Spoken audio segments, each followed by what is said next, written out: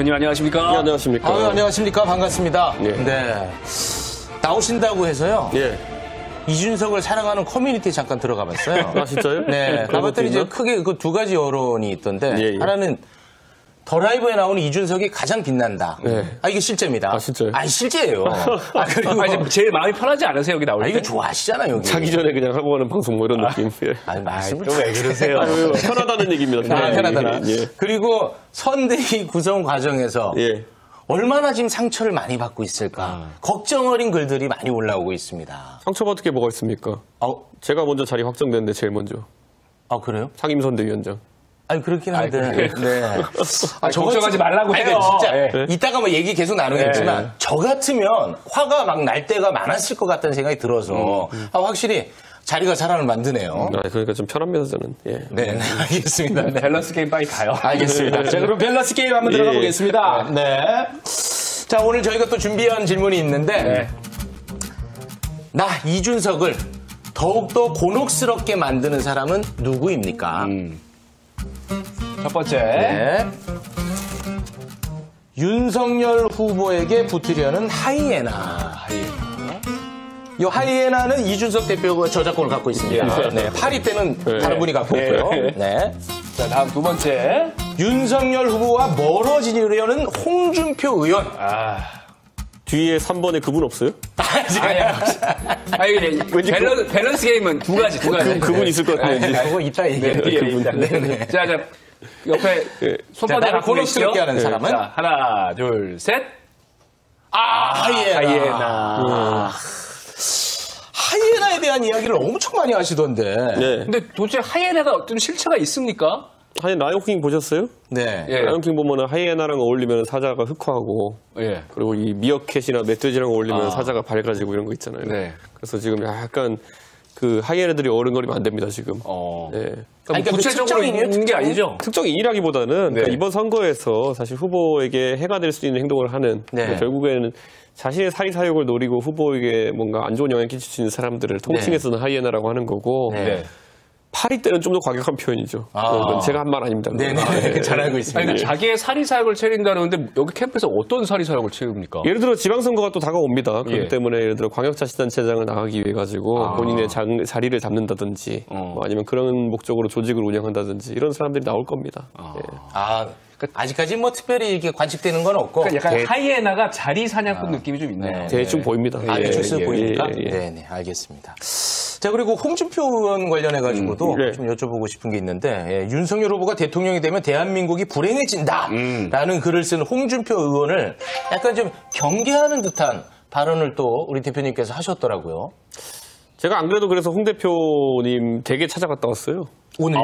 아니 며칠 전에. 네네네. 네, 뭐 제가 먼저 공개하는 거 아니고 먼저 홍 대표님이 기자들한테 공개하셨더라고요. 그래서 제가 공개할 수 있는데 다녀왔습니다. 그런데 뭐 홍 대표님 고민이 많으신 거로 보였고요. 네. 예, 그리고 무엇보다도 젊은 세대가 본인을 지지하는 것에 대해서 강한 뭐 자신감과 더불어 가지고. 네. 근데 이걸 이제 본인도 어떻게 앞으로 이 젊은 세대의 욕구를 받아들일 수 있을지에 대한 고민이 많으셨거든요. 네. 그렇기 때문에 그 고민하느라 좀 이제 선대위나 아니면 선거 논의는 좀 뒤로 제껴놓은 것이 아닌가 그런 생각이고. 저는 근데 이제 너무 강한 표현은 좋지 않다고 생각합니다. 네. 예를 들어 뭐 우리 윤 후보가 사실상 뭐 되면 대한민국이 불행해진다 이거는 너무 센 발언이에요. 약간 저주성 발언일 수도 있기 때문에 저는 이거는 당원들에게 홍준표 대표가 좀 안 좋은 인상을 심어줄 수 있기 때문에 네. 좀 넉넉하게 시간을 가지신다 하더라도 이런 표현은 좀 자제하는 게 어떨까 이런 생각이 듭니다. 그러니까 그런 생각을 갖고 계신데 만났을 때도 이 관련해서도 발언 좀 하셨습니까? 후보에 대한 말씀을 조금 자제해달라. 그렇게까지는 안 했고요. 안 했어요? 뭐 하지 말라고 안 하실 분 아니지 않습니까? 그래요? 네. 예. 그러면 뭐 이제 앞으로 어떻게 대충 하시겠냐. 무슨 생각이신지 이런 정도. 생각 정도만 들었다. 예, 그렇게 많이 들었습니다. 알겠습니다. 자, 그리고 오늘 저희가 지난주에도 했지만 국민의힘의 대선 레이스의 위험 요소가 될 만한 것들을 좀 뽑아왔습니다. 자, 사실 첫 번째 그 위험 요소가 뭐 앞서서도 나왔지만 준표형. 준표요. 네, 예. 자, 뭐 홍준표 의원도 그렇고 경선에 참여했던 유승민 의원도 그렇고 지금 상황에서는 선대위 합류하는 거에 좀 선 긋고 있지 않습니까? 근데 국민의힘 입장에서는 이 두 분들이 큰 영향을 발휘할 수 있지 않겠어요? 이 선대위 합류하는 게. 좀 아직까지는 요원한 일입니까? 지금 우리 후보의 지지율이 그래도 어떤 일부 조사에서는 양자 대결에서 과반으로 나오는 경우도 있고 네. 그러다 보니까 후보 측에서 이 전통적 지지층은 다 규합했다라고 생각하는 그런 판단을 하는 것 같습니다. 근데 제가 봤을 때는 당내에서 어쨌든 홍준표 전 대표나 아니면 유승민 의원에 대해서 그리고 또 원희룡 지사에 대해 가지고 상당한 지지세가 합산하면 있었던 만큼 그분들과의 융화가 사실 지금 거론되는 당 밖의 인물들과의 융화보다는 덩어리가 더 클 겁니다. 네. 그래서 그런 부분. 어차피 정권을 잡아오면은 국민의힘 정권이 되길 바라는 분들이 많고 네. 그랬다고 했을 때 오히려 윤 후보 본인이 당 외부 출신이기 때문에 당 내부 출신의 인사들과의 그 융화 가능성을 잘 보여주는 것도 중요하다. 네. 그래서 저는 후보도 그 점을 잘 알고 있고 네. 그래서 본인이 밝힌 것처럼 홍준표 대표에게도 계속 전화 연락을 시도하고 있고 네. 지금까지는 이분들이 아직 선거 끝난 지 열흘 15일 남짓 지났기 때문에 마음을 추스리는 기간이지만은 당연히 일정한 시점에는 합류하도록 노력을 해야 된다고 봅니다. 그러니까 그 말씀하신 것처럼 조금 더 적극적인 윤석열 후보 측에서 액션을 좀 취하면 좋을 것 같은데 뭐 이번에도 보니까 뭐 예의를 갖출 만큼 다 갖췄다 뭐 이런 발언들이 나오면은 홍준표 의원도 기분이 썩 좋지 않을 것 같아가지고요. 끝은 없는 겁니다. 네. 그러니까 예의를 갖추는 것에 끝은 없다. 그러니까. 네. 네. 간절히 바라면 온 우주가 더 도와준다. 그러니까요. 간절히 바라야 됩니다. 네, 그래서 그러니까 좀 더 적극적으로 간절히 해야 되지 바라고 않겠느냐. 있냐 지금. 저는 당연히 후보 입장에서도 아까 말했던 것처럼 본인이 당 밖 출신이기 때문에 당 안과의 융화라는 건 굉장히 중요합니다. 네. 그것은 당 대표인 저와 마찬가지로 당내 경선에서 경쟁했던 사람들과의 융화가 굉장히 중요하다는 것을 모를 리가 없어요. 네. 네, 그렇기 때문에 너무 걱정 안 하셔도 됩니다. 아, 그렇습니까? 시간이 좀 더 필요할 뿐이다. 근데 어렵긴 어렵고. 뭐예요? 걱정 안 해도 된다더니. 아니 근데 홍준표 의원을 직접 가서 만나셨다고 했잖아요. 뭐 네. 생각을 들으셨다고 했는데 네. 홍준표 의원이 그런 말도 했어요. 2027년 대선도 검토해 보겠다. 관련해서 뭐 요즘 청년의 꿈 그 플랫폼도 운영하고 계시고 요 관련해서는 이야기 안 나눠보셨어요? 뭐 갔더니 뭐 이게 조회수가 1000만이 넘었다더라부터 예. 시작해서 이렇게 자랑하시는 멘트를 매긴 많이 하셨고. 예. 그런데 뭐 홍 대표도 그러니까 본인의 정치 여정에 대해서 앞으로 고민이 굉장히 많을 겁니다. 네. 그러니까 뭐 다 차기 대선부터 해가지고 여러 가지 이야기를 이제 다 하시겠지만은 네. 그 고민이 끝날 때가 이제 활동을 재개하실 시점이다. 저는 이렇게 봅니다. 네. 그래서 많은 생각하시라고 오히려 시간을 좀 드리는 게 맞을 것 네, 같습니다. 알겠습니다. 자, 다음 폭탄 한번 좀 살펴보죠. 두 번째 시한폭탄 네. 가보도록 하겠습니다. 두 번째 시한폭탄. 선대위 구성. 지금 가장 현안이죠. 네, 윤석열 후보와 김종인 전 비대위원장이 만나서 쉽지 않아. 좀 뭐 해결이 되나 싶었는데 쉽지 않아. 뭐 약간 쉽지 않아. 쉽지 않아요. 왜 그래요? 네. 근데 왜 이렇게 합의가 어려운 겁니까? 쉽지 근데? 않아. 그 사람이요. 네. 저도 이제 당 대표를 하기 전에 최고위원을 많이 해봤지 않습니까? 네네네. 그러면 최고위원회가 대충 어떻게 돌아가는 건지 알고 제가 당 대표를 했습니다. 네. 근데 사실 우리 후보 입장에서는 선대위를 경험해보지 못했어요.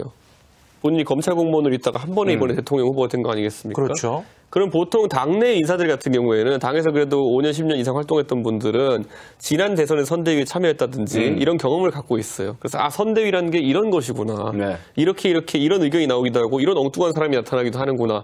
이런 것에 대한 감이 좀 있는 편이거든요. 근데 후보가 아무래도 정치도 처음이지만은 선대위는 들어가 보지도 구성해보지도 않았기 때문에 그렇죠. 지금 아마 이 컨셉에 대해서 주변에서 많은 조언이 있는 것으로 보입니다. 그렇겠죠. 그래서 후보가 어떤 다른 사안과는 달리 조금 이제 주도권을 행사한 데 있어가지고 본인의 확신이 떨어지는 부분이 있는 것 같아요. 네. 그런데 이제 이 화합형 선대위라는 것이 난이도가 굉장히 높습니다. 그러니까 이 절대자로서 본인이 존재해야 되는 것이고 이 화합형 선대위를 했던 좀 유일한 사례라고 한다면은 그 박근혜 대통령이 2012년 선대위. 예. 그때 보면은 뭐 호남과의 화합, 국민 대통합이나 이런 걸 추구하면서 뭐 김경재 전 의원, 당시 동교동계도 많이 들어왔죠. 그렇죠. 한광욱 전 비서실장 네. 이런 분들이 많이 이제 참여하면서 이런 외연을 넓히는 역할을 했었는데 이게 박근혜 대통령 같은 정당 내 절대 권위자가 했을 때 잘 되는 경우도 있고 네.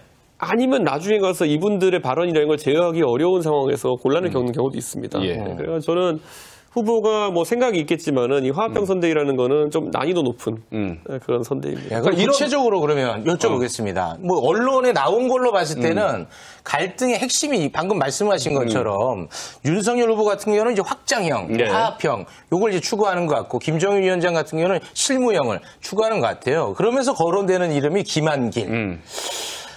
근데 김한길에 대해서 김종인 위원장은 아주 거부감을 난색을 표하고 있고 윤석열 후보는 반드시 데려와야 되는 인물로 생각하는 것 같습니다. 이게 그렇게 중요한 포인트입니까? 뭐 제 생각은 좀 다를 수 있겠지만 후보는 중요하다 생각하는 게 맞는 것 같아요. 왜 그런 거죠? 근데 주변에서 조언을 많이 한다면서요. 이런 화합형 선대위에 대해서.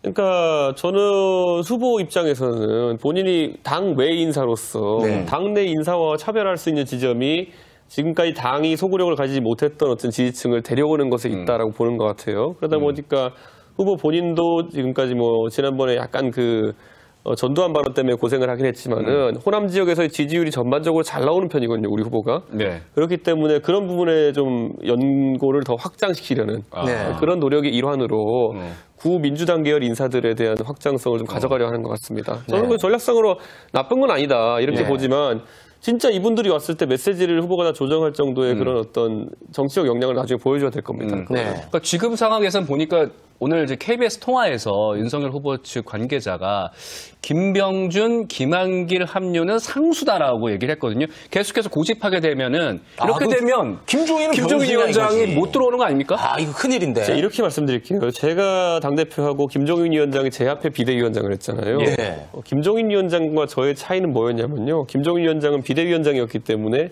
비대위원들을 자기가 다 선임했습니다.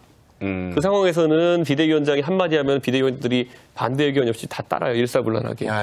그분이 뭐 특별한 정치력이 더 좋아서이기보다는 본인이 선임한 비대위원이 말 안 들으면 안 되죠. 네. 인사권이 있었으니까. 저는 당대표지만은 최고위원은 선거로 선출된 분들입니다. 그렇죠. 그러다 보니까 제가 어떤 의견 냈을 때 그분들의 생각을 제어하기가 힘들어요.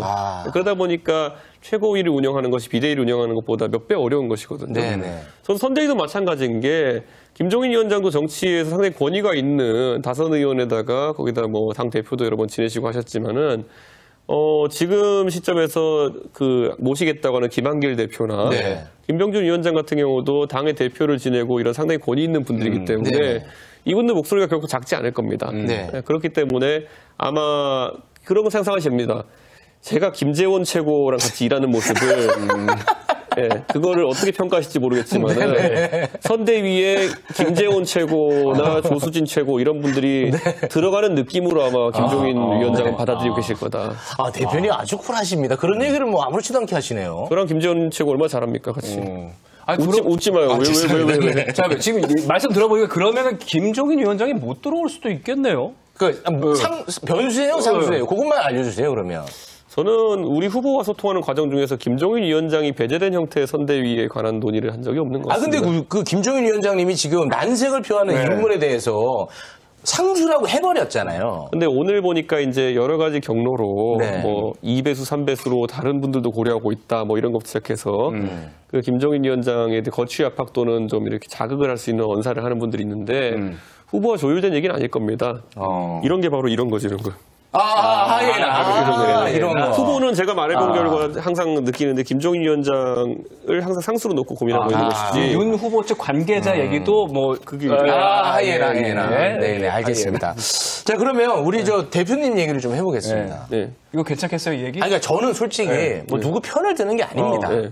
근데 어제 자 보세요. 네. 윤석열 후보와 대표님이 이제 만나기로 하지 않았습니까? 네. 근데 갑자기 일방적으로 약속을 취소하고 김종인 위원장을 만나러 갑니다. 저는 가만 안 있습니다. 솔직히. 이건 아니잖아요. 그러니까 언론에서 나 무시하는 거예요? 이준석 패싱하고 김종인과 직거래하는 거 아니냐라는 이건 말까지 아니죠. 나왔어요. 대표님 이거 그래가지고 아니잖아요. 성공적이지 못한 걸로 보이거든요. 네. 예를 들어 김종인 위원장, 그러니까 만약 후보의 생각이 진짜 그런 진짜 어떤 생각이 있어가지고 김종인 위원장이랑 먼저 만나서 소위 딜을 하려고 했다면은 그다지 성공적이지 않았던 것 같은데요. 네. 그러니까 저는 그래서 후보가 당연히 순서상으로 김종인 위원장과 어느 정도 합의를 한 다음에 네. 저랑 상의를 하려고 했겠지만 어제는 그렇게 만나서 상의할 만한 상황이 아니었던 걸 저도 파악하고 있기 때문에 왜 이렇게 도량이 넓어진 거예요? 아니 뭐 저야 관대하죠. 저야 상임선대위원장 확정인데 뭐. 그래요? 그러면 그 열은 약간 이따가 안철수 후보로 좀 끌어올려 보겠습니다. 그러면 그 부분도 조금 기분이 나쁘셨을 것 같은데 그 사무총장 얘기. 네. 이거 기분 나빠. 이거 기분 나빠. 한교 사무총장이 이제 그 거취를 맡기겠다고 사퇴 의사를 밝혔을 때도 좀 이게 불편한 기색이었잖아요. 근데 대표님이 임명한 사람인데. 권선동 의원 사무총장 그거 받아들이지 않았습니까? 이건 기분 나빠. 이렇게 생각하면 돼요. 그러니까 그 사무총장을 교체할 수도 있는데요. 네. 결국에는 그거를 하려 그러면은 당무 우선권이라는 게 저희가 네. 어떤 식으로 동작하는지는 당원 당규에 안 적혀 있습니다. 구체적인 건 안 나와 있죠. 예. 왜냐하면 당무에 대해서 우선권을 가진다 이렇게 돼 있는 거거든요. 네. 근데 이거를 본인이 후보가 하고 싶은 것을 대표에게 미리 상의해가지고 연락해서 대표가 해달라고 할 수도 있고요. 아니면은 다른 경로를 택할 수도 있는데 이번에 사무총장 교체권에 있어가지고는 저한테 후보가 어떤 직접적인 의사 전달하기 전에 예. 물 밑에 하이에나. 하이에나. 먼저 한기호 사무총장한테 가가지고 압박을 했잖아요. 당신이 좀 물러나라 이런 식으로 했던 거는 예. 굉장히 부적절한 행위였다고 저는 보고 있기 맞습니다. 때문에 저는 당무 우선권이라는 거는 굉장히 엄중한 권한이기 때문에 네. 그만큼 엄중하게 사용돼야 되는 것이다 네. 이렇게 되는 거고 당무 우선권의 범위나 이런 것에 대해서도 확정적인 거는 뭐 명시가 안 돼 있고 선거에 관련된 사무라고 돼 있거든요. 네. 저는 뭐 그런 해석을 가지고 후보를 다툴 생각은 없지만은 적어도 후보가 당을 존중하는 모습은 보여야 된다 네네. 이런 생각을 하고 있고 실제로 후보도 그래가지고 저한테 나중에 한기호 총장을 일시적으로 좀 물리고 네. 권성동 의원이 했으면 좋겠다는 혹시 얘기 그 짜장면 회동에서 그 얘기 나온 거예요? 짜장면 회동은 사실상 좀 약간 그 교란인 게 예. 그거는 지난 주말에 찍어놓은 사진입니다. 네. 그래서. 예. 예. 그래가지고. 그러니까 그래서 뭐 저는 그래서 후보한테 그거 내용 갖고 제가 뭐 반대할 생각은 없다 네. 그런 얘기를 했죠. 왜 이렇게. 요즘 무슨 뭐 수행하십니까? 아니 너무 편해서 지금. 그렇습니까? 나만 상임선대위원장 확정. 네. 자, 빨리 갈게요. 세 번째 폭탄 갈게요. 세 번째 폭탄. 거의 오, 정규행이 됐어요. 해탈하신 것 같아. 네. 예. 자, 세 번째 폭탄. 자, 부인 장모 의혹, 일명 이제 본부장 의혹입니다. 네, 윤석열 후보 관련. 김건희 씨가 가담했다는 의혹을 받고 있는 도이치모터스 주가 조작 사건의 관계자들이 차례를 구속이 되면서 이제 부인 김건희 씨에 대한 소환 조사도 임박한 거 아니냐라는 얘기가 나오고 있는데 이거 뭐 제갈량이시니까 이거에 대한 비책 내놓아 주셔야 되는 거 아닙니까? 비단 주머니는 네. 형사 사건은 적용이 안 됩니다. 제가 민사만 됩니까? 민사가 아니라 그 형사 사건이 아닌 것들은 비단 주머니가 적동할 수 있는데 그래요? 뭐 제가 무슨 뭐 변호사도 아니고 형사 사건을 어떻게 적용하겠습니까? 요거는 그냥 넘어갈까요? 네? 네, 요거는 뭐 방법이 없지 뭐. 아니 후보가 워낙 법률가이기 때문에 후보가 그 장모에 대해 가지고 실제 수사가 진행되고 이렇게 장모에 대해서 법적인 어떤 그런 처분들이 있었을 때도 네네. 당연히 그건 법이 정한 처분을 따르겠다는 식으로 이제 나왔기 때문에 저는 네. 그 부인에 대해서도 아마 후보가 비슷한 입장을 취할 것이다 이렇게 생각합니다. 네. 어쨌든 수사는 계속 지켜봐야겠네 그러면요. 그리고 후보는 우선 그 장모 건 때도 그랬지만은 부인 건 같은 경우에도 전혀 문제가 되지 않는 건이라는 확신을 하고 있어요 법률가로서. 네네. 네, 그래서 저는 뭐 변할 게 없다고 봅니다. 알겠습니다. 시간이 없어서 다른 질문은 네. 다 패스하고요. 그건 일단 유튜브에서. 네네. 이따가 유튜브에서 예, 예, 그거 다 유튜브. 풀어놓도록 하겠습니다, 예, 여러분. 네. 그리고 지난주에 송영길 대표가 네. 우리 방송에 나왔는데 예, 예. 우리 대표님에게 영상 편지를 하나 남겼습니다. 그래요? 네. 그거 잠깐 좀 같이 보실까요? 저하고 이준석 대표님이 너무 자주 텔레비에 나와서 걱정하는 분도 있습니다. 이재명 후보께서 윤석열 후보님에게 일주일에 한 번씩 토론하자고 제안을 했거든요. 이준석 대표님이 계속 나오면 또 내가 안 나올 수가 없으니 그만 나오시고 윤석열 후보님 나오셔서 이재명 후보와 토론해 주세요라고 부탁 바랍니다. 이렇게 밝게 웃으면서 말씀하셨습니다. 저는 개인적으로 동의하지 않습니다. 좀 많이 나왔으면 네. 좋겠습니다. 저희 방송에 특히. 네. 근데 어떤 답 주시겠습니까? 이재명 후보가 토론하면 유리할 거라고 착각하고 계신 것 같은데 사실 이재명 후보가 지금 받고 있는 의혹들 중에서 특히 화천대유 같은 내용이나 이런 것들은 굉장히 법률적으로도 윤석열 후보가 받는 의혹들에 비해서 단순하고 그리고 단순하다는 것은 국민들의 의혹의 실체를 굉장히 잘 파악하고 있다는 겁니다. 네. 그리고 무엇보다도 굉장히 국민들의 공분을 사는 주제이기 때문에 아마 둘이 붙으면은 윤 후보가 유리할걸요? 그러니까 근자감은 버리시고 네. 저랑 상대하시죠. 계속 나오겠다. 알겠습니다. 예, 알겠습니다. 요 정도 정리하고. 네. 우리 단 대표님께서 하루 종일 일정이 있어서 너무 피곤하시잖아요.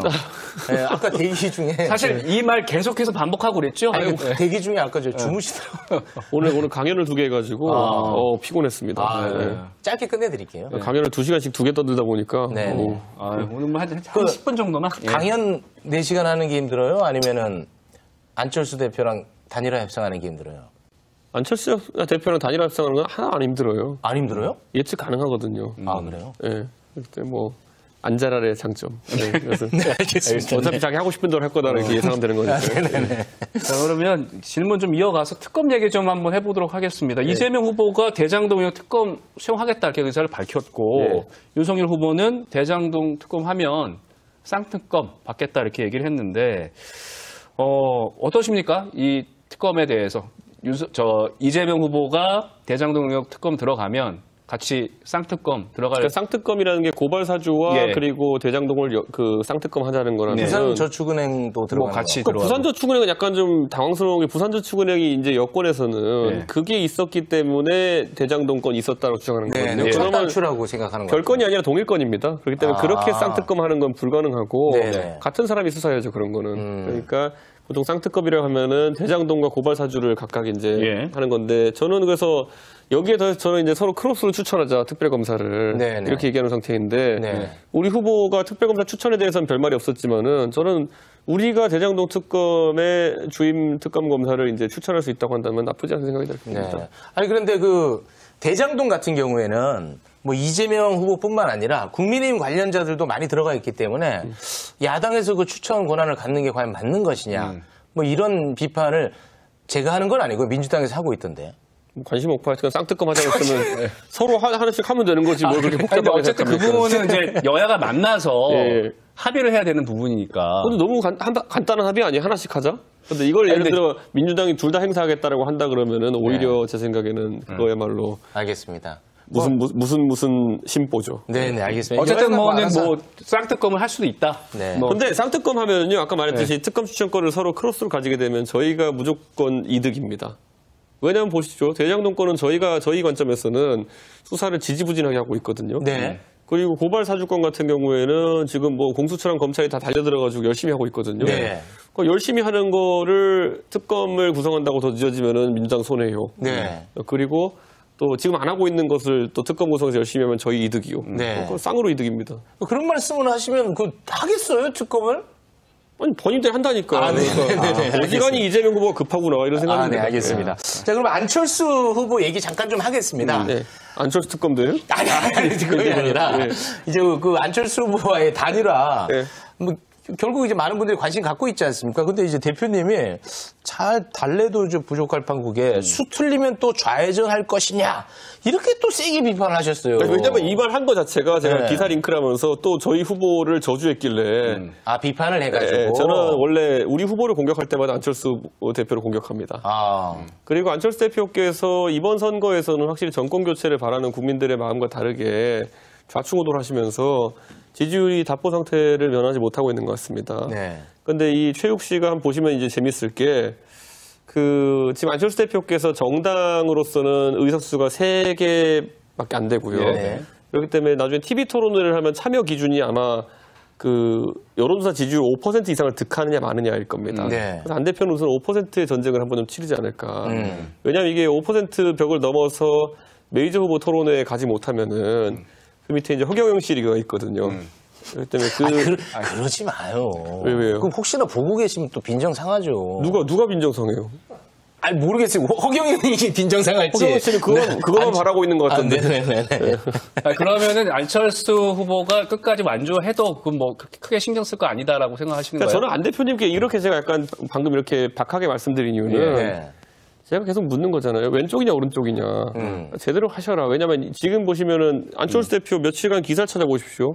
우리 윤 후보에 대해 가지고 거의 저주에 가까운 발언들 많이 쏟아내셨습니다. 비판. 네. 아니 뭐 잘 안 되길 바라는 것 같아요. 네. 그래서 저는 이런 것들은 굉장히 좀 부적절한 행보고 본인이 서울시장 때만 하더라도 본인이 먼저 출마하시면서 야권 단일 후보가 되겠다면서 보수 유권자들에게 표를 구하셨던 그런 모습이 올해 초의 모습입니다. 그렇죠. 네. 지금 이렇게 안면몰수하시고 우리 후보, 그 보수 유권자들이 마음을 모아서 뽑은 후보에 대해 가지고 이렇게 비판적인 발언을 별다른 이유 없이 하시는 걸 보면은 네.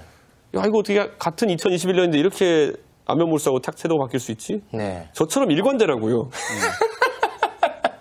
알겠습니다. 네, 저처럼 일관되게 안철수 네. 대표에 대한 일관된 자세 네, 네. 이런 게 중요합니다. 알겠습니다.